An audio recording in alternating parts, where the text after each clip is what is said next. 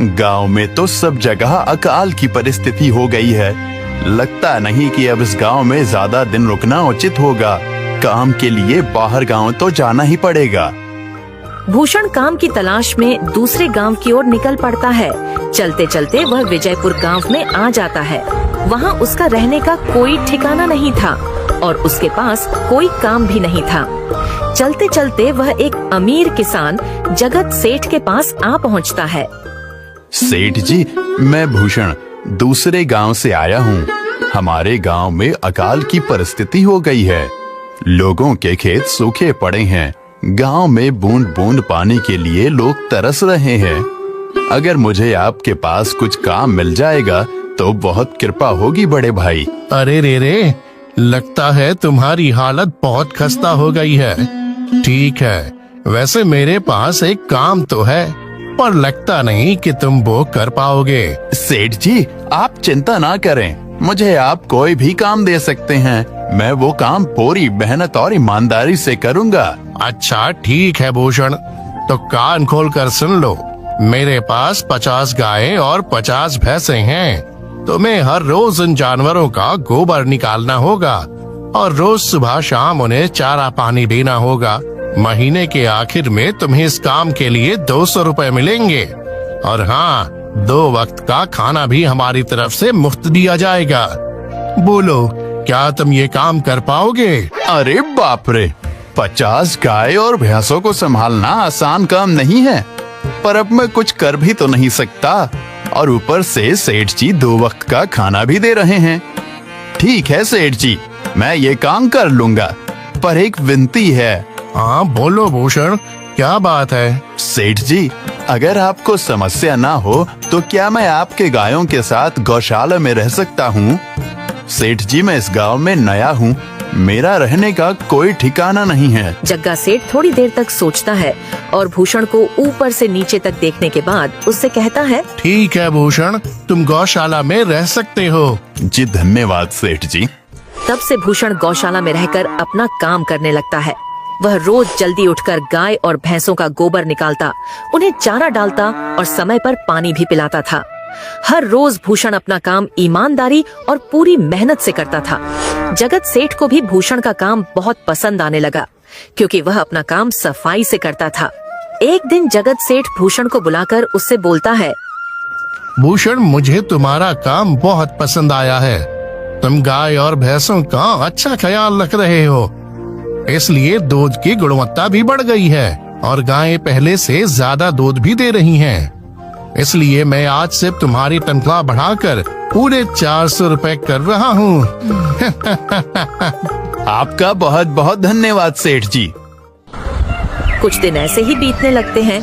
भूषण जगत सेठ के पास बहुत मेहनत और ईमानदारी से काम करता है।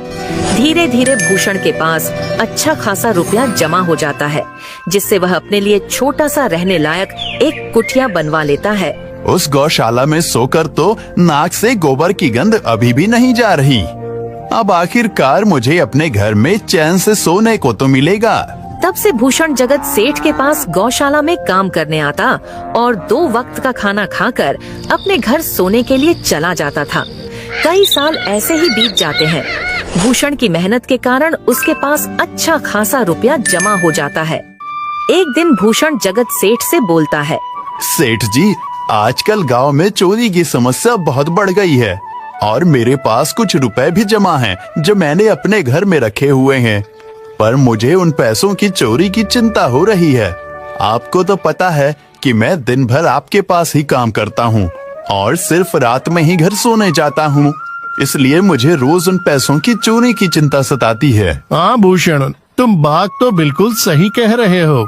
आए दिन गांव में नए नए चोरी के किस्से सामने आ रहे हैं और दिन भर तो तुम्हारा घर खाली ही रहता है, तो चोरी होने की संभावना तो जरूर है। जगत सेठ थोड़ी देर सोचता है और फिर भूषण से कहता है, देखो भूषण, ऐसे समय में तो गांव में एक ही जगह है जहां पर तुम्हारा धन सुरक्षित रह सकता है, और वो है जमींदार का घर। क्या? जमींदार का घर? हाँ भूषण, इस गांव के जमींदार बहुत ईमानदार और दयालु हैं। ऐसा मैंने कुछ लोगों से सुना है और उनके घर पर बहुत सारे पहरेदार भी हैं। तो चोरी होने की संभावना बहुत कम है। तुम अपने पैसे उनके पास रख सकते हो। अच्छा, ऐसा है क्या सेठ जी? ठीक है, फिर आज ही मैं जमींदार जी से मिलकर बात करता हूँ और उन्हें अपनी समस्या बताता हूँ। उस दिन भूषण जमींदार जी के घर उनसे बात करने जाता है। हे टूडको, कहाँ अंदर आए जा रहे हो? वहीं रुक जाओ। जी, मुझे जमींदार जी से मिलना है। मुझे उनसे कुछ काम है। क्या काम है तुमको उनसे? मुझे जरा बताओ। जी, मुझे कुछ पैसे रखवाने थे उनके पास। यही काम के लिए आया था मैं। अच्छा ठीक है, तुम अंदर जा सकते हो।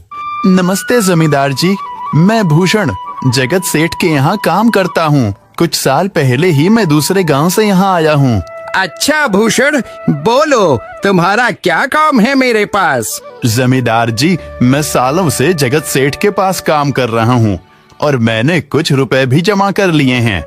पर बात यह है कि गांव में चोरी की समस्या बहुत बढ़ गई है, तो मुझे अपने रुपए घर में रखने से डर लग रहा है। अच्छा, कितने रुपए जमा किए हैं तुमने? जमींदार जी, यही कोई 5 से 6 हजार रुपए होंगे मेरे पास। वाह, ये तो बड़ी रकम है। मैंने आपकी ईमानदारी के बारे में लोगों से बहुत सुना है, इसलिए मैं अपनी रकम आपके पास कुछ वक्त के लिए रखने आया हूँ। हाँ भूषण, तुमने बिल्कुल सही सुना है। तुम्हारी रकम मेरे पास पूरी तरह से सुरक्षित रहेगी। तुम अब चिंता ही छोड़ दो, मैं सब देख लूंगा। भूषण अपने पैसों की थैली जमींदार को दे देता है। ये पूरे 5,800 रुपए हैं, आप गिनकर देख लीजिए। गिनने की क्या जरूरत है? तुम तो जगत सेठ के आदमी हो, मुझे तुम पर पूरा विश्वास है। जमींदार जी, आपका बहुत बहुत धन्यवाद। अब मुझे चोरों का कोई डर नहीं है, क्योंकि मेरे पैसे सुरक्षित हाथों में हैं। अरे भूषण, कोई बात नहीं। धन्यवाद तो मुझे बोलना चाहिए, जो तुम मेरे पास आए अपने रुपए रखने के लिए। भूषण अपने पैसे जमींदार को देकर अपने घर चला जाता है। हाँ भूषण, तुम्हारे पैसे मेरे हाथों में ही अच्छे लगते हैं। ऐसे ही भूषण ईमानदारी और मेहनत से जगत सेठ के यहाँ काम कर रहा था। देखते ही देखते 2 साल ऐसे ही बीत जाते हैं। एक दिन भूषण सोचता है, अब बहुत साल हो गए जगत सेठ के यहाँ काम करते हुए। वैसे सेठ जी तो बहुत अच्छे इंसान हैं, पर सोच रहा हूँ कि खुद की जमीन लेकर उस पर मेहनत करूँ, तभी मैं बड़ा आदमी बन सकता हूँ। अब जो मेरे पास थोड़े कुछ पैसे हैं और जो जमींदार के पास कुछ पैसे संभालने के लिए दिए हैं, वो जमा करके थोड़ी जमीन खरीद लूंगा। आज ही जमींदार से मिलने जाता हूँ और अपने रुपए मांगता हूँ। ये सोचकर भूषण जमींदार जी के घर चला जाता है। जमींदार जी, मैं अपने रुपए वापस लेने आया हूँ। आपके पास मैंने 5,800 रुपए दिए थे संभालने के लिए। अरे भाई साहब, मैंने पहचाना नहीं आपको। वैसे कौन हो आप? अरे जमींदार जी, मैं भूषण हूँ। पिछले साल मैंने आपको पैसे संभालने के लिए दिए थे, याद आया कुछ? अरे भाई साहब, मेरे पास कितने सारे लोग आते जाते हैं पैसे रखने के लिए, और सभी के साथ मेरा अच्छा व्यवहार होता है। वैसे आपके पास कोई कागजात हैं क्या? क्योंकि मैं हर व्यक्ति से कागज पर ही व्यवहार करता हूँ। किसने कितने पैसे दिए, किसके कितने पैसे रखे हैं, सबका व्यवहार रहता है मेरे पास। जमींदार जी, ये आप क्या बात कर रहे हैं? आपकी ईमानदारी देखकर ही मैंने आपको पैसे दिए थे संभालने के लिए, और आप अब ऐसी बातें कर रहे हैं। कृपया करके मेरे पैसे मुझे वापस कीजिए। हाँ भूषण, मैं ईमानदारी से ही काम करता हूँ, इसलिए तो तुमसे मैं डॉक्यूमेंट्स मांग रहा हूँ। क्या तुम्हें पता नहीं, जब तुम किसी से पैसों का व्यवहार करते हो तो तुम्हें स्टाम्प पेपर पर लिख कर देना पड़ता है। तुम किसी से भी पूछ सकते हो। नहीं जमींदार जी, मैं आपके पैर पड़ता हूँ, कृपया करके मेरे रुपए मुझे दे दीजिए। बड़ी मेहनत से मैंने वो पैसे जमा किए थे, मुझ पर ऐसा अन्याय ना करें। अरे क्या ये झूठ मूठ का रोना धोना लगाया है? लगता है तुम ढोंगी हो और मेरी ईमानदारी और भोलेपन का फायदा उठाकर मुझसे ये रुपए लेने आए हो। रुक, तुझे अभी सबक सिखाता हूँ। जमींदार अपने आदमियों को बुलाकर भूषण की पिटाई करने को कहता है। इसे तब तक मारो जब तक ये बेहोश ना हो जाए। इस 2 कौड़ी के आदमी ने मेरी ईमानदारी पर सवाल उठाया है, इसे छोड़ना मत। जमींदार के आदमी भूषण को डंडे से खूब मारते हैं। फिर भूषण दुखी होकर अपने घर चला जाता है। भूषण के शरीर पर घाव के निशान स्पष्ट दिखाई दे रहे थे। 2 दिन से भूषण घाव के दर्द के कारण जगत सेठ के घर काम के लिए नहीं जा पाता है। इसलिए अगले दिन जगत सेठ भूषण के पास आ जाते हैं। वह देखते हैं कि भूषण खाट पर सो रहा है और वह बड़ा ही चिंता में नजर आ रहा है। भूषण भाई, तुम 2 दिन काम पर नहीं आए, क्या हुआ भाई? तबीयत ठीक है ना तुम्हारी? कुछ समस्या है क्या? अरे सेठ जी, आप खुद यहाँ आए हो। आप खबर भिजवाते तो मैं खुद चला आता। अरे भूषण, कोई बात नहीं, तुम्हें देखकर लगता है तुम बीमार हो। क्या हुआ है तुम्हें? जगत सेठ, क्या बताऊं, जिस जमींदार के पास पिछले साल मैंने अपने पैसे संभालने को दिए थे, वो आज मुझे पैसे वापस नहीं करना चाहता। वो बहुत लालची इंसान है, वो लोगों को ठग रहा है। और जब मैंने बाद में गिड़गिड़ाना शुरू किया तो उसने डंडे से मार मार कर मेरी पिटाई करवा दी और मुझे वहाँ से धक्के मार कर निकाल दिया। अरे बाप रे, ये तो बड़ा ही गंभीर विषय है। मैंने तो जमींदार के बारे में अच्छा ही सुना था, और मुझे भी नहीं पता था कि वो इंसान इतना गिरा हुआ है। तभी मैं सोचूं, हर साल उसकी संपत्ति इतनी ज्यादा कैसे बढ़ रही है। मुझे माफ कर दो भूषण, मैंने ही तुम्हें जमींदार के पास जाने को बोला था। गलती तो मेरी भी है। नहीं जगत सेठ, आप तो मेरा अच्छा ही सोच रहे थे। ये तो उस जमींदार का लालच है। अब लगता नहीं मेरे पैसे उस जमींदार से वापस मिलेंगे भी। भूषण, मेरे पास एक तरकीब है जिससे मैं तुम्हारे पैसे तुम्हें वापस दिला सकता हूँ। जगत सेठ भूषण के कान में सारी तरकीब बताता है। ठीक है सेठ जी, हे ऊपर वाले, ये तरकीब कामयाब होने दीजिए। अगले दिन जगत सेठ बहुत सारे पैसों को एक सूटकेस में भरकर खुद जमींदार के घर जाता है। अरे जगत सेठ, आज आप खुद यहाँ? बोलो भाई, इस गरीब के घर कैसे आना हुआ? हमारा तो ये सौभाग्य है कि आप जैसे धनी आदमी के चरण हमारे घर में लगे हैं। नमस्ते जमींदार जी। अरे जमींदार जी, आप तो मुझे अब लज्जित कर रहे हैं। वैसे मैं कुछ महीनों के लिए दूसरे राज्य में व्यापार करने जा रहा हूँ। मैं ये लगभग 50,000 रुपए लाया हूँ। मुझे डर है कि कहीं ये चोरी ना हो जाए। क्या आप मेरे सारे पैसे अपने पास संभाल कर रख सकते हैं? आपके सिवाय इस गांव में और किसी पर भरोसा नहीं कर सकता। अरे जगत सेठ, ये भी कोई पूछने की बात है? मेरे पास आपके पैसे बिल्कुल सुरक्षित रहेंगे। आप निश्चित होकर व्यापार करने जा सकते हैं। इस बार तो बड़ी मछली हाथ लगी है। बार बार ऐसा मौका नहीं मिलता। भारी माल हाथ में लगने वाला है। तभी वहाँ पर भूषण आ जाता है। अरे भूषण, तुम? अच्छा हुआ तुम आ गए।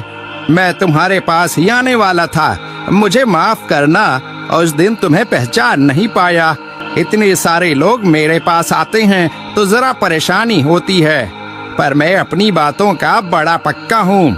हाँ रुको, मैं तुम्हारे सारे पैसे अभी देता हूँ। जमींदार भूषण के सारे पैसे उसे लौटा देता है। माफ करना भूषण, मेरे आदमियों ने तुम्हारे साथ उस दिन बदतमीजी की। मैं आज ही उनको काम से निकालता हूँ। भूषण बिना कुछ बोले वहाँ से चला जाता है। अरे क्या बात है जमींदार जी, आप तो अपनी बातों के बहुत पक्के हैं। तो ठीक है, मैं अपने सारे पैसे आपके पास रख सकता हूँ। जगत सेठ इतना बोल ही रहा था कि तभी वहाँ जगत सेठ का नौकर आ जाता है। मालिक, अब आपको बाहर के राज्य में जाने की कोई जरूरत नहीं है। अभी अभी व्यापारियों का संदेश आया है और उसने कहा कि वो खुद हमारे गांव आ रहे हैं। अरे ये तो बहुत बढ़िया बात हुई। अब मुझे इतनी दूर नहीं जाना पड़ेगा। सुन रहे हो जमींदार जी, व्यापारी यहाँ आ रहे हैं। अब मुझे नहीं लगता कि ये पैसे आपके पास रखने का कोई मतलब होगा। चलो, आपका बहुत बहुत धन्यवाद। आपने इतनी ईमानदारी दिखाई मुझे। हाँ, पर अगली बार जरूर आपके पास ही आऊंगा। ऐसा बोलकर जगत सेठ और उसका नौकर वहाँ से अपने पैसे लेकर चले जाते हैं। धत तेरी की, ये क्या हो गया? ये 50,000 तो चले गए और जो भूषण के 5,800 रुपए हड़प लिए थे वो भी चले गए। आपका बहुत बहुत धन्यवाद सेठ जी। अगर आज आप ना होते तो मेरी सारी जमा पूंजी वो जमींदार हड़प लेता। भूषण, कोई बात नहीं। जो व्यक्ति मेहनत और ईमानदारी से कमाता है, ऊपर वाले उसका कभी बुरा नहीं होने देते, और जो हराम की कमाई का खाता है उसका कभी अच्छा नहीं होने देते।